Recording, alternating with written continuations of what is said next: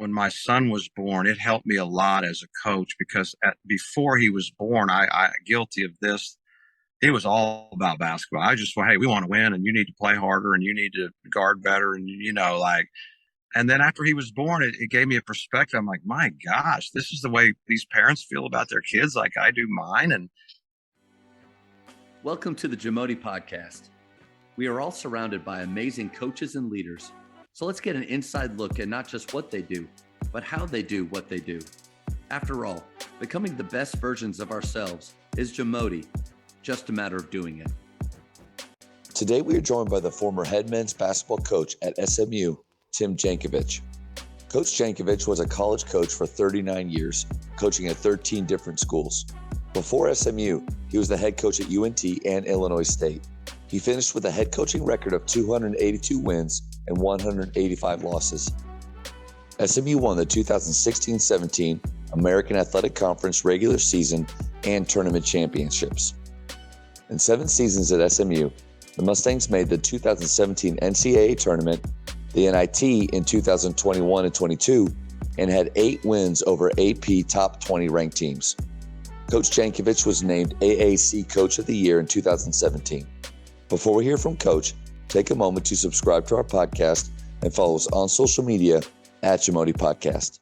Well, Coach, first of all, just thank you so much for giving up your time talking hoops with me. I had the pleasure of getting to watch you coach last year at SMU when my former player, Tyler Lumblade, was on your team for that 1 year. And so, but I really was impressed with just your demeanor, how you worked with the guys. And thank you so much for giving up your time. Absolutely. Great to be here. 39 years of college coaching. I think I'm correct on that number. It's many years. You are. Most likely you've learned so many different styles of play over the years. But if you had to choose one, what would be your favorite way to teach the game? Yeah. Well, you're exactly right. 39 years. I coached at 13 schools. I had amazing, I would put my bosses that I was lucky enough to have as an assistant against anybody. Just incredible people. We can talk about that later. So I've learned a million things. I was a lot smarter when I first started out. In fact, I think I was borderline brilliant because I knew about this much. But when you know this much, you think you know everything. And the more I would learn, the more you know you don't know, right? And I would learn all these different styles and the coaches I worked with and scouting and it actually gets harder in some ways because you know a lot more. But to answer your question, the style I love the most is to play very, very fast on the offensive end and with a spread floor with a team that's got quickness and shooters at 4 or 5 spots and attack the rim or shoot tons of threes on offense. That just great spacing, just attack downhill. I was lucky enough to coach a few teams like that. I love that. And the defensive end, my favorite was 1 year.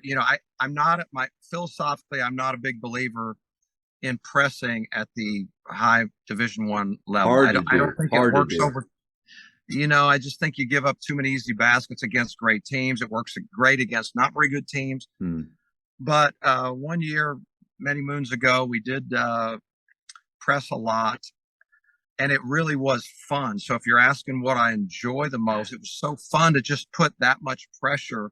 You're always aggressive. You're always creating, frustration for the other coach and all that. So those were the funnest, but I'm not saying I think that's the way that you necessarily win the most games. I love that. On the offensive end, if you had a player that you could maximize his abilities with his back to the basket, would that change? I guess my question is, would you change your favorite style of play to the players that you have, maximizing what they do? Or would you just, did you more stick to what you wanted to do? No.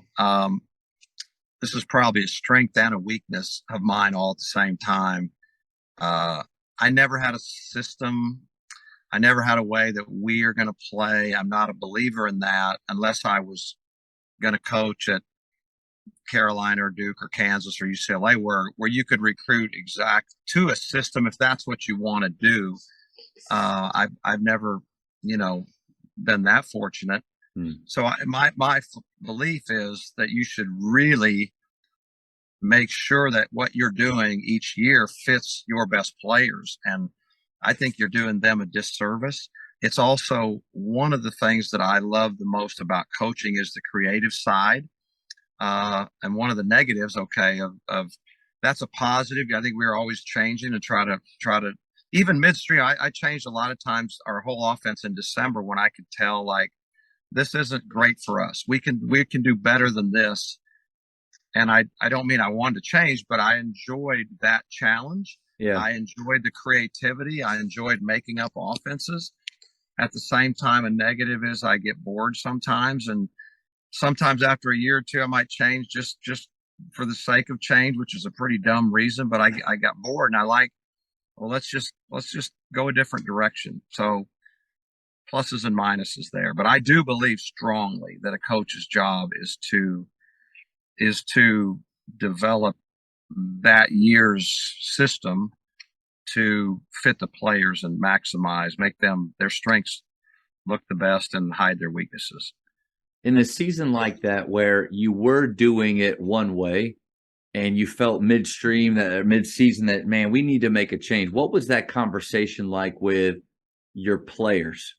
Yeah, I've always just tried to be really, really honest with our guys. I don't know. I think, if they respect your knowledge, by then they either think they know what you're doing or they don't. Right. And so if you have their respect, I think that's number one, their trust and their respect and they know that you're trying to help them and all those things. So, anytime I would do something like that, I would just level with them. I say, hey guys, I think we can do better than this. And I think what we're doing is not the very best thing for. I thought it was when the year became, but you know what?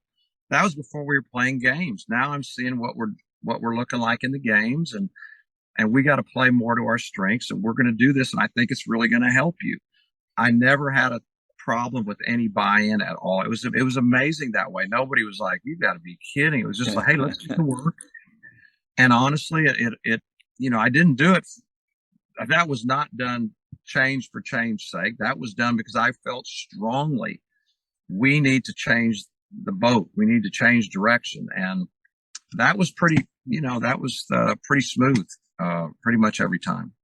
I think a big takeaway for me from that is having the confidence as a coach and being secure enough as a coach to do that. Because I think if you are lacking in confidence and you just want to appear as if you always have it figured out, changing course could be read differently from player to player. So there has to be a part of you that just says, I know who I am and I believe that this is right for us. And you have to go with that conviction. Well, and in that category, I'm not just sit here and say that I'm incredibly confident in every area, that everything I do and think is great, and far from that. But in the area of scheme, plan, teaching basketball, I did have a lot of confidence in that. The feel, that was one of the strengths, I thought. And believe me, I have weaknesses a lot, like we all do. But that one was I knew they knew that we know what we're doing here and it's going to help. And that was really fun for me. That puzzle I always loved every year, trying to maximize everybody. That's one of the things I'll miss the most, honestly. One of them. Yeah. Well, Coach, good news is we're not going to ever focus on your negatives or your weaknesses here. So don't worry about that at all. That's not. I was gonna, plead that I can't remember them because I didn't just get them all out there. I went blank. I have That's COVID, right. I have COVID fog. On weaknesses. That's right. Coaches, the Jamodi podcast is powered by Shoot 360. The future of basketball has arrived in Dallas-Fort Worth. Shoot 360 combines the latest sports technology with the fundamentals of basketball skill development. The result is a one-of-a-kind video game-like basketball program designed to improve your shooting, dribbling, and passing. Visit shoot360dfw.com to learn more and register for your free 1-hour workout evaluation. Shoot360, the future of basketball is here. 4 decades, college coaching, you saw every trend, come and go, 3-point line even, and then, in the last decade or so, analytics take such a strong stance in the game and really affect the way that coaches, scheme, like you said, and plan, and maybe even recruit players.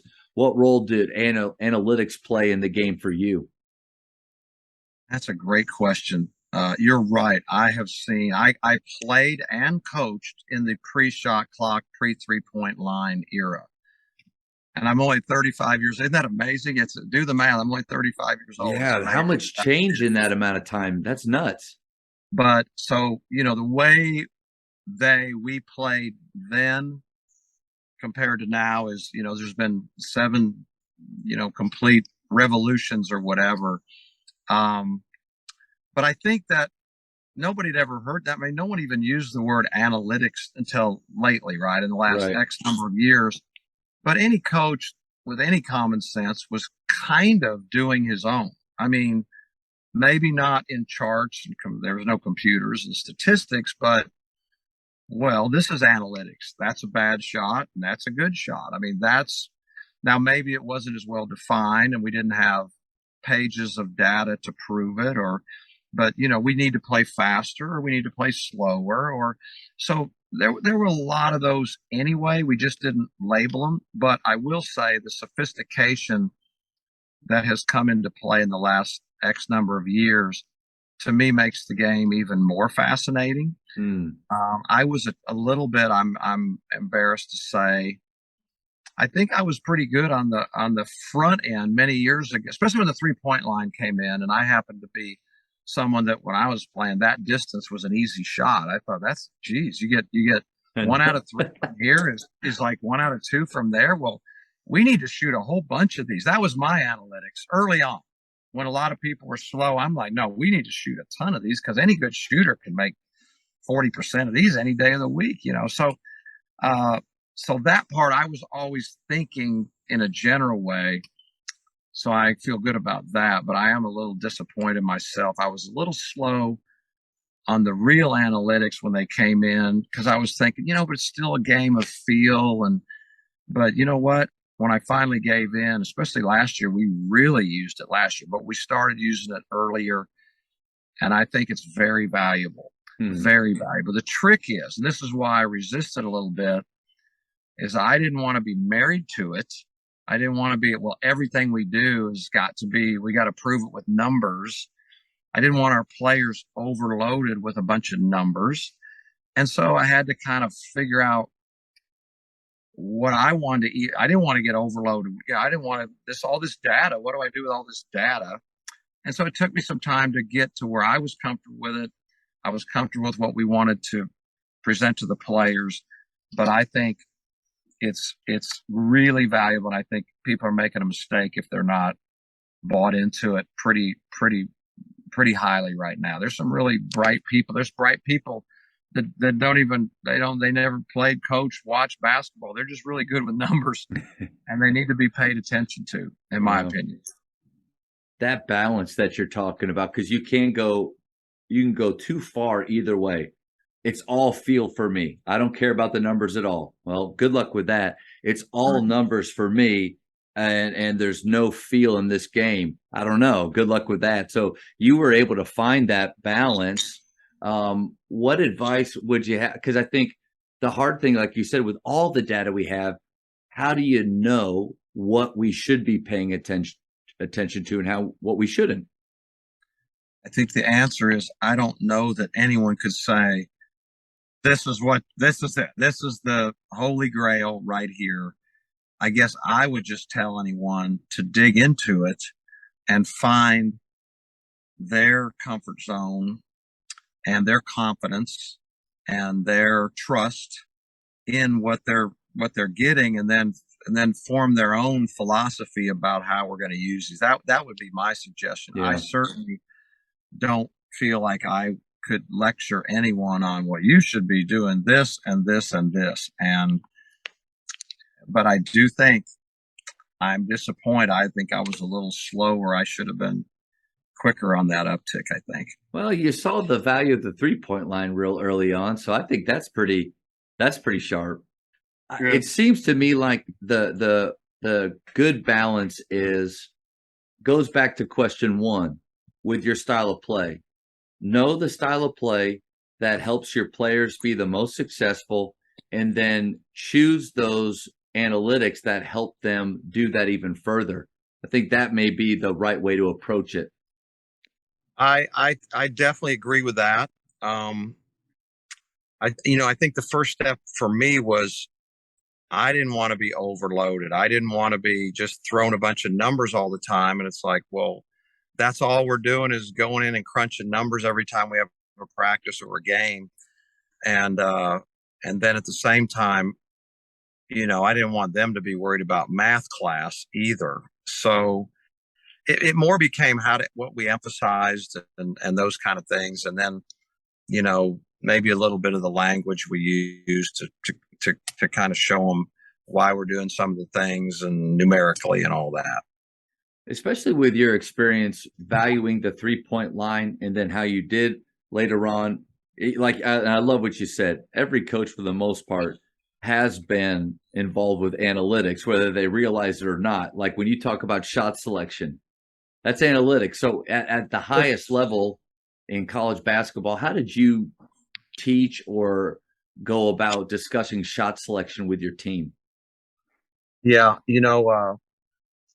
this is one of the biggest things that I wish I would have known about. It's the best thing that I learned in the last year. You can coach 1,000 years and you're still learning great stuff, if you just keep working at it. But shot selection, I had a coach years ago say that, shot selection is the number one thing that a coach should be worried about, which, that's a pretty strong statement, right? But that's what wins and loses games more than anything else. And you could argue that. I don't know if it's true, but it stuck with me. I always then, back in the day, tried to obviously start out with, well, who puts it in the basket the most? Who puts it in the least? So we're going to try to run the offense through the best ones. And then we're going to talk about slowly, like, I really want you to shoot this, but I'm not so sure about that. And so then that dialogue of trying to make them understand what you thought was a good shot and a bad shot. But recently, I learned from an NBA coach, instead of just, and I think this was the best. This was the best thing new thing we did this year is instead of saying that's a terrible shot and that's a great shot and I don't really like that shot. Those are so ambiguous anyway. Is we just had a numbering system, so we turned it into math and we said, I was actually taught 5, but I thought that was too many. But 0 through 4, here's our shot selection on offense and defense. Like when zeros mean you turned it over. So obviously when we're on defense, we want as many zeros as we can. And well, God, we don't want any zeros on offense. So we'll start there. And then a 4, that was our top. A 4, those are what is great analytics. A step in 3 for guys that can shoot. It's the best one is a dunk or a layup. The second one is a free throw. The third one is a step in 3.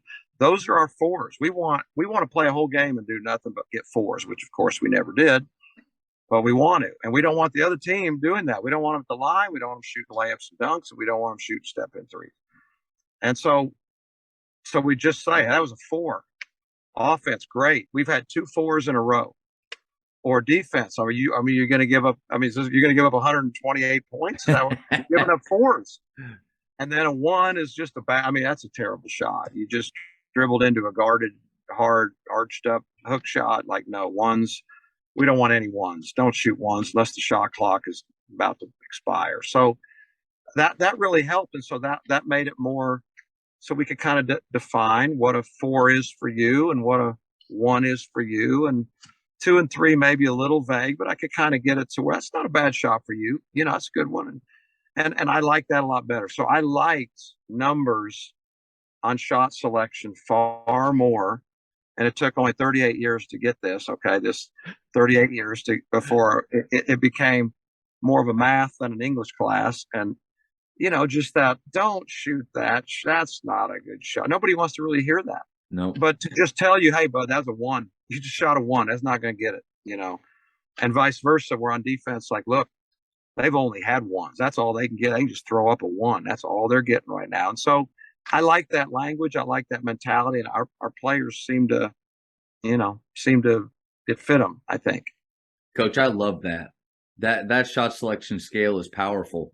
And it's nice whenever I get to have these talks with amazing coaches like yourself, and they talk about something that I actually do. There's quite often that I hear things that are brilliant that I don't do and that I have to add in and learn. But this is something that, we do it at Faith. I learned it from Point Guard College, from PGC. It has transformed how I interact with players about what, in my opinion, is the most personal thing in the game, is the shots that they are allowed to take. Right. And when you take that emotion out of it, I've also found that, like in your example of the 1, you say, hey, I think that's a 1. Then you get to ask the question without emotion. Tell me why you felt like you needed to take that 1. And then maybe you get deeper into really what that player's seeing, or some hidden maybe jealousy or anger, whatever it is. But that's powerful, Coach. It's exactly right. And you were a heck of a player. You remember what those words, when I played, I remember what those words, and that was you said it best. That's the most personal thing. You start messing with that, right? That's the toughest one. That's the toughest language, in my opinion. Coach players, hey, that's a horrible shot. And I want to shoot every ball. Well, so does everybody. But, we got to get this figured out. We got to win, too. We can't just throw balls up there and bang them off the backboard. So that's right. I totally agree with you. I totally agree. And then it seems to me like it also connects really well to your skill work, because instead of just shooting volume 3s, well, all right, now we're going to play this shooting game. And in this shooting game, it'll really demonstrate whether this is a 4 for you or not. Yes. Clarity, Coach. Clarity is what we want. Yes, that's exactly right. And it made it so much easier. Or all of a sudden you just shoot a bunch of, this is one, I think now that this is your grayest area. Back in the day, my day, you're younger, but a mid-range game was kind of how it was played, because if you're a guy shooting from what is now the 3-point line, your coach might be like, work the ball. We want to get the ball closer, get it closer. That's the olden days. And then, so that meant back in those days, you had to have a good mid-range pull-up game. That's why I think most of us learned to pull up, right? You drive in there and you pull up. Well, now, analytically, that's what we want everybody to do. We want everybody to get off the line and dribble in there and shoot a guarded pull-up, right? So at the same time, there are guys, and I've coached some, who had a great mid-range game. And analytically, to me, it was like a 4-3 with them. Like, these guys are going to make half of these or more. And so that's when you kind of had to really be honest with you. Look, he's got a great pull-up. Your pull-up, we just shot, 25 of them with no one guarding you, and you made 9. You're not good at this. And we would see in the shooting drills, let's say you do the step in 3 shot fake, 1 dribble, shoot it inside the line. It's amazing how the percentages go down with most guys. And in other words, most guys off the dribble shoot it way, way worse than off the catch and stepping into it. So yeah, those numbers all helped. I think shot selection plus analytics is for me was the number one thing to grab a hold of. The Jamodi podcast is powered by Sideline Interactive. Sideline Interactive is the leading manufacturer for high-quality, innovative scoring tables and LED video display boards that help coaches and schools bring more excitement to fans, create huge fundraising opportunities, and make their jobs easier. Visit sidelineinteractive.com to check out their amazing products. I want to ask you, after such an amazing career, I think a challenge for many coaches is balancing all the time that we spend in the gym and our passion for the game, but also remembering our family at home and wanting to give them the time that they deserve as well. How did you balance that in your career? It's really hard. It is really hard. Um, and I think every single coach would tell you that is one of the hardest things, because if you're in coaching, you're highly competitive. You're living in a highly competitive, highly visible world. It's personal. So that means, okay, work, work, work, work, work, right? Never end, never stop. And at the same time, the more you do that, of course, the more you neglect your family. For me, um, I think it's your priorities. You've got to decide and take a good look at your priorities. For me, I felt like you can do both of those things at I don't know about great, but at a high intensity level. And so for me, one of the biggest things was to go home at night. A lot of coaches stay in the office most nights. And I made up my mind, particularly because of my son. I was like, I do not want to neglect my son. I don't want to have my son's life pass me by. Yeah. So as a head coach, and I'm not criticizing anyone that doesn't do this, as a head coach, I was going to go home almost every night at the end of the day, at the end of the practice, all that. I was going to work sometimes almost all night, but I was going to do it at home to where I was at least with my family, even though I wasn't totally present, you know. I mean, admittedly, and I'm certainly not in a lecture situation like I did it great, but I did make that decision because I knew how important it was. I could just feel like I'm not going to let this go by. I'll never get it back. And so that was a big thing. The other big thing that I decided was every single day that I was in town and not out of town, you know, on a game or recruiting or whatever, that I would take my son to school. And that was some of my favorite. If you look over, it's not 12 years because he starts driving, but whatever it is before he starts driving, that's a lot of years. And that's a lot of, I don't know, 12 to 20, whatever, 15 minutes. You start adding those up, and that is a lot of quality time, some of my favorite time of giving us a chance just one-on-one to talk about how to act, how to think, you know, how to treat people, how to succeed, how to fail, how all those things. And I love those times. So that's how I handle it. I'm going to come home and I'm going to take my son to school every single day. And I loved all of that. But having said that, being a college coach is not set up well to having great balance in your life. It's just not. Thank you so much for that reminder, because that something as simple as taking your son to school, those are moments that I think sometimes we take for granted, and maybe we're listening to the radio, you know, where our mind is somewhere else. But like you just said, the compound effect of those 10 to 12 minutes over the years, that can be really impactful. So thank you for that reminder. Yeah. But let me say this, because I don't want to act, I have a million hours built up where I was physically present, but not very mentally present. Now, not when I was driving my son to school, but I'm just talking about being home. Sure. And every coach I know, we're all guilty of it. And I can tell you this, since I've retired, it's unbelievable how present you become when you don't have all these. It's incredible. It's like a new world. I feel like it's surreal almost how in the moment you are, as opposed to how distracted you almost always are when you're coaching a team. You know, it just never seems to leave you. So I'm guilty. I don't want to act like I got all the answers here. I don't. Definitely not. With your assistant coaches, if you saw them wanting to stay late, grind, as people say it, do those things, were you ever a presence for them, trying to maybe remind them Yes. to keep the main thing the main thing? Yes. I always tried to talk about, you know, the way I felt, just what I just told you, that I think it's important.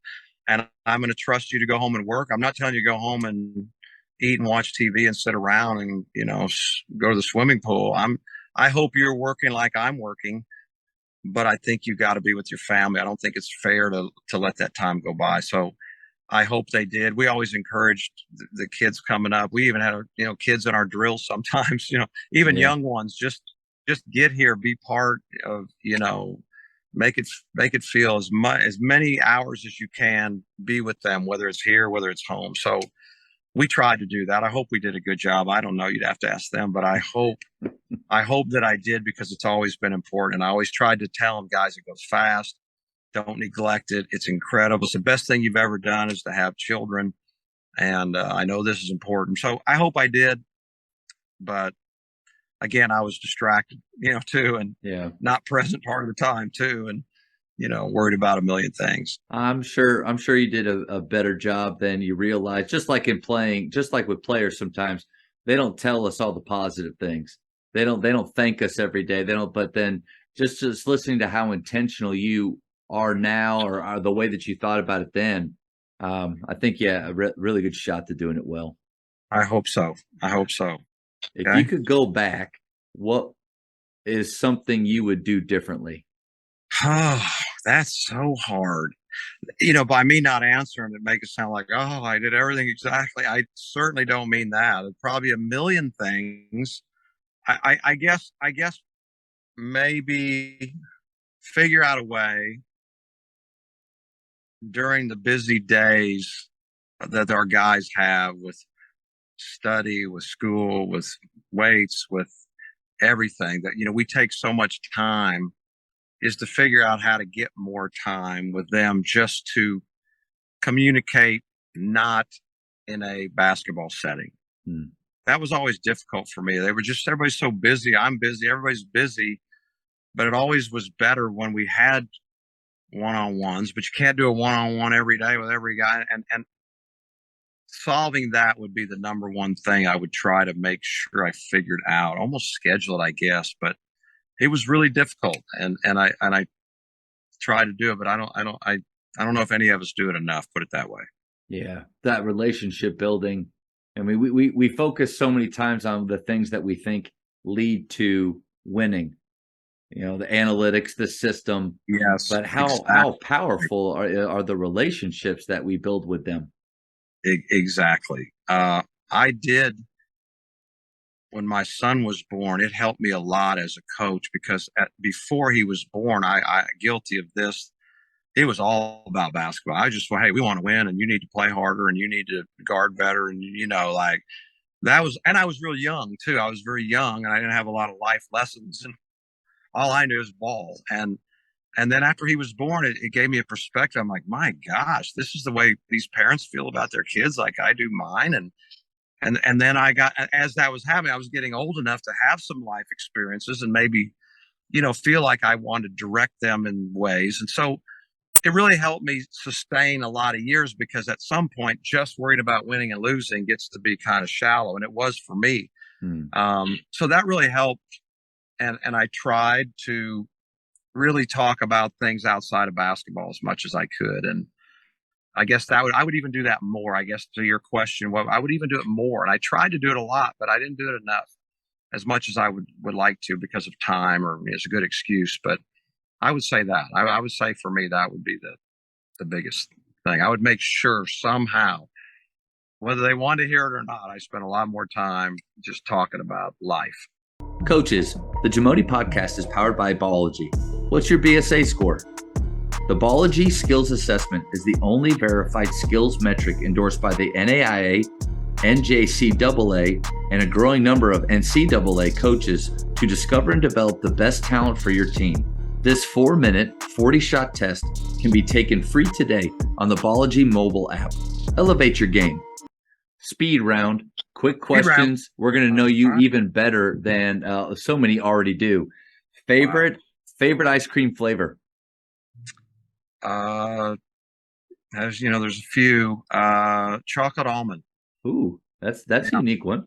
How many hours of sleep do you need? 20. No.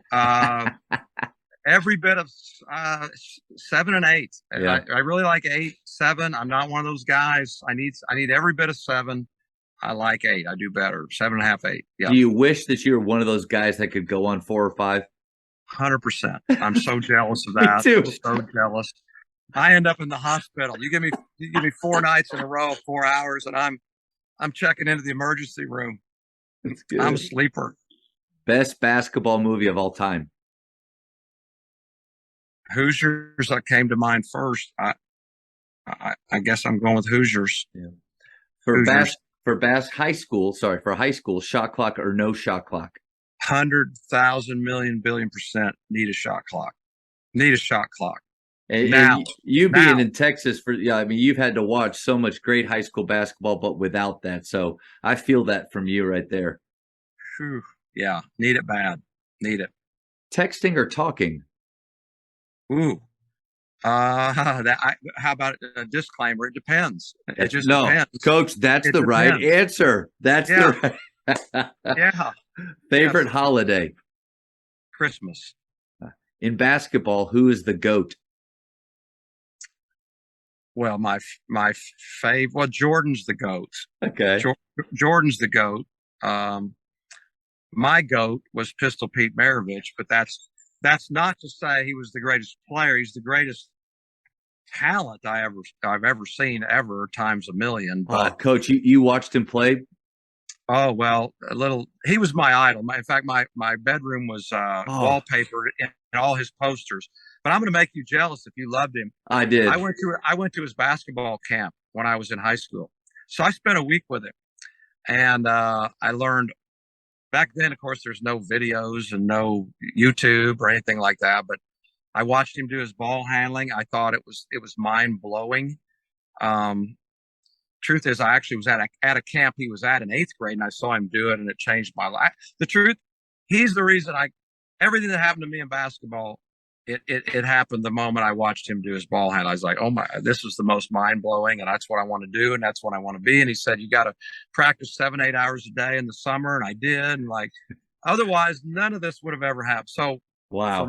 For me, he's the GOAT, and if anybody out there has not watched his highlight videos, you want your mind blown. It's beyond belief. Coach, he's incredible. But Jordan's the greatest player of all time. The way that I would say it exactly the same way with Jordan, but then Pistol was my inspiration because I watched that. It was an awful movie, but it wasn't great. That made for TV movie, Birth of the Legend. Yeah. But when he's in the gym with his dad and his tears are rolling down his face because he's working so hard, but he's not seeing the results or getting. I was a young kid at that point watching that. And his dad looks at me, he's like, if you dedicate yourself, you can get a college scholarship. And like, bam, it hit me. And then I went and I got homework basketball VHS tapes. So you got to watch him live, which I am jealous of that. Twice. God. Oh, yeah. All right, 2 more, Coach. How many cups of coffee do you drink per day? 1 to 2, but mostly 1, but sometimes 2. That's not bad. All right. Yep. Last one, Godfather, Star Wars, or neither? Star Wars, no, for sure. I don't know. I don't get Star Wars at all. I like The Godfather a lot, but I don't put it up there for me. What's your go-to? My favorite movies? Yeah. I love. Well, I'll just name just out the top of my head. I love Cinderella Man, incredible. It's a good one. I love A Few Good Men. Oh. I love Wedding Crashers and Old School and I don't know if this is the greatest of all time. I love the movie American President for some reason. Yeah, that's a good one. I don't know why I love that movie. He was so a much. Great president in that Wasn't movie. He? Like, yeah, like where is he? He gave the greatest speech. Do you remember his speech? I think it's just that speech that I'm gonna get the guns, and I'm gonna right. Exactly. You want a character debate, Bob? Don't pick on her. You better come to me because Sidney Allen Wade is way out of your league. Bob. Coach, I'm getting chills. That's great. Yeah, you had me this entire interview until you said definitely not on Star Wars, Coach. That's the only thing that I feel like you and I aren't aligned on. I mean, I grew up on it though, and so the Force is strong with me. The Force never hit me. It never came to my house. The Force never came to my house ever. It just floated right over. It did. It doesn't like me. The Force does not like me, so I don't like it. Tough. Oh, Coach, I've been doing this for a year and a half. I don't know if I laughed so much in an episode, but also just to get to learn more about you, your journey, how you communicated. Tyler Lumblade had the greatest things to say about you from that year that he was Loved him. with you, and Loved him. You did a great job because he's a heck of a player. his and a parents. great I young mean, man. his parents did an amazing job, and I just helped him shoot more. I think that's all I did. Yeah. But, Yeah, good idea. well, Analytics. that's right. Yeah, with Tyler, I was on board. But Coach, thank you so much for your time. This was incredible. Thank you for having me. I really loved it. Appreciate you. Thank you for checking out today's episode. Please take a moment to subscribe to this podcast, share it with your fellow coaches, and find us on social media for what's coming up next on the Jamodi podcast. It's just a matter of doing it.